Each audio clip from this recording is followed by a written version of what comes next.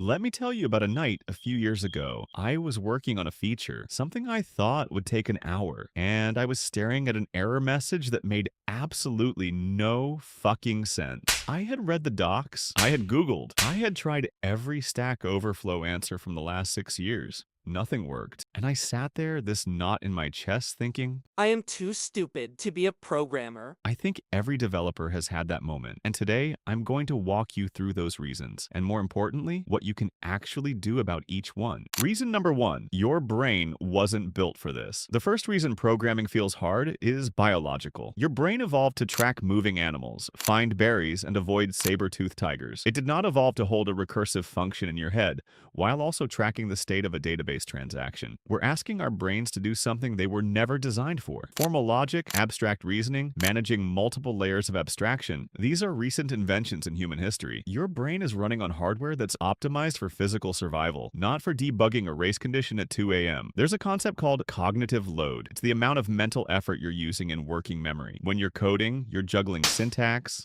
logic, architecture, edge cases, and the mental model of what the code is supposed to do. That's 3 or 4 different things at once, and working memory has a hard limit, about 4 to 7 items for most people. Once you exceed that, you start making mistakes, you get frustrated, and your brain starts to feel like it's on fire. That's not a personal failing. That's just human limits, and programming constantly pushes you right up against them. Now, how to deal with it? Simply offload your brain. Here's what I started doing when I realized my brain was the bottleneck. I stopped trying to hold everything in my head. I keep a notebook. Before I start a complex task, I write down what I'm trying to accomplish.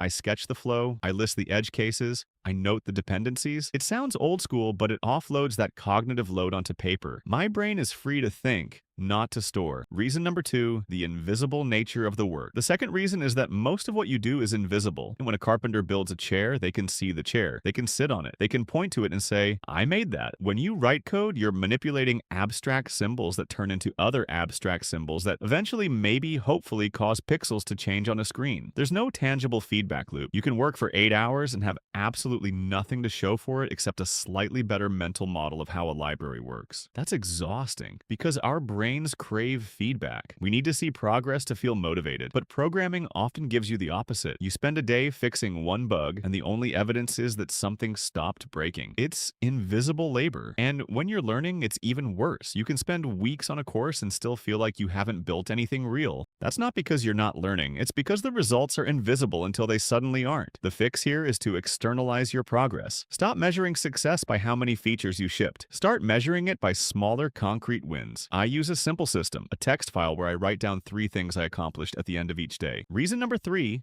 the imposter syndrome machine. Here's the third reason, and it's the one that fucks with people the most. Programming is an industry that actively manufactures imposter syndrome. Think about it. You go on Twitter, yeah, I know it's X, but I like to call it Twitter, and you see a 19-year-old who just got a $200,000 job. You go on GitHub and you see open source maintainers with thousands of stars. You read blog posts by people who seem to understand distributed systems at a level you can't even imagine.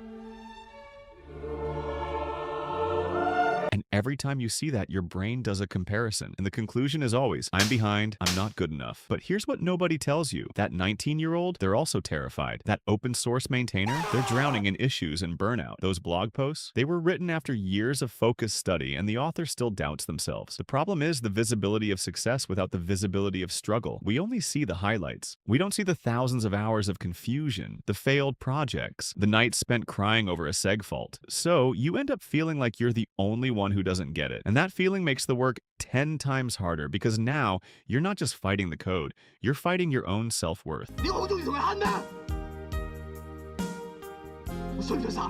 Reason number 4, the infinite learning trap. The fourth reason is that there's no finish line. In most professions, there's a clear path. You learn the basics, you get a job, you gain experience, you become a senior. It's linear. Programming is not linear. It's exponential and also circular, and also sometimes upside down. You learn JavaScript. Great. Now you need to learn TypeScript and React and Next.js and Tailwind, and you need to understand the backend. So you learn Node, then Express, then databases, then SQL, then an ORM. Oh, and now you need to know Docker and Kubernetes and cloud deployment. And while you're doing all that, someone invents a new framework that makes everything you just learned feel obsolete. There's a concept called learned helplessness. It's when you're exposed to so many uncontrollable challenges that you start to believe you can't succeed no matter what you do.